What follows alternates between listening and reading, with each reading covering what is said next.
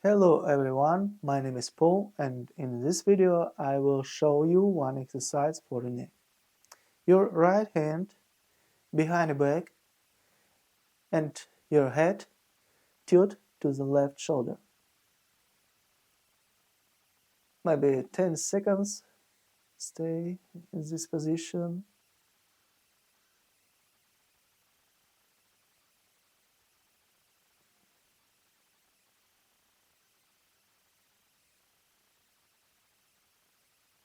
And then another hand, left hand behind the back and your head tilt to right shoulder.